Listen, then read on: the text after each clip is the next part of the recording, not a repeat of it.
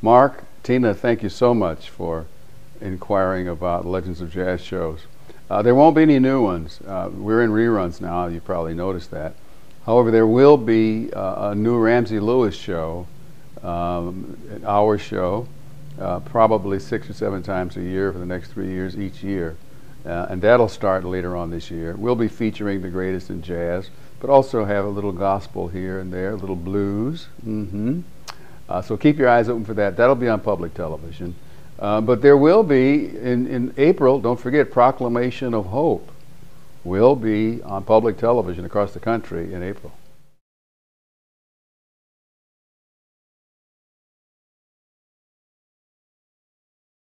Santiago, thank you so much for your question. How do I approach songwriting? Well, like how does a baker bake bread, right? You already have to have some feeling about what the kitchen's all about, and in particular about baking bread. So I have some idea what music's all about, and composing of late has become one of my specialties, if you will. It's like a baker who says, making desserts and making pies and cakes have become more important to me than making loaves of bread.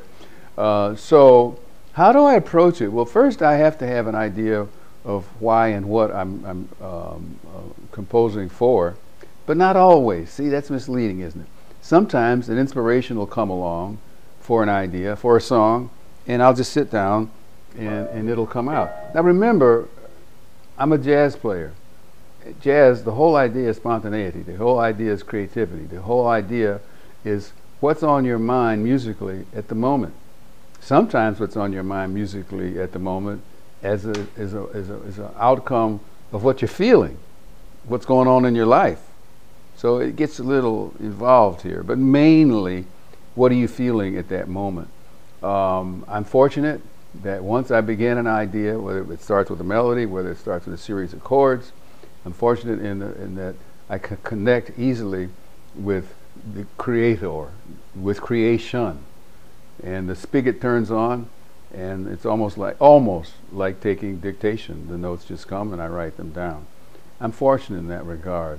If you're into, or think you want to get into composing, I don't know at what level you are in music, or if you're even into music, but there are teachers and coaches and schools available. Thanks for the question.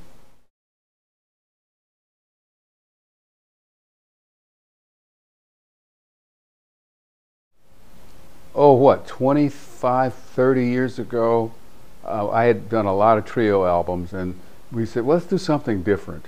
I was with Columbia Records at that time, and somebody at Columbia Records said, well, you haven't done an album in some time with a symphony orchestra. So we did. Now, when you do an album with a symphony orchestra, you've got to get someone who knows how to write and arrange and conduct for a symphony orchestra. These are not all jazz musicians, and they have their own attitude, their own feeling about music. And they don't improvise and they don't swing. So you have to write in a certain way to marry the two musics. Classical music, jazz. James Mack, who's no longer with us, God bless his soul, was that man. He was able to stand in front of, if you will, the Chicago Symphony Orchestra and talk their talk and walk their walk. He was able to stand in front of a jazz band for Nancy Wilson recording session, for Ramsey Lewis recording session, for R&B recording sessions, and relate to these musicians. Talented man. You're right, that music is very moving. It could be used for a lot of different things. I agree that several people in the past have said some of that music could be movie themes. Oh, by the way, it has been released on CD on Columbia Masterworks, or now is it called Sony? But it's out there.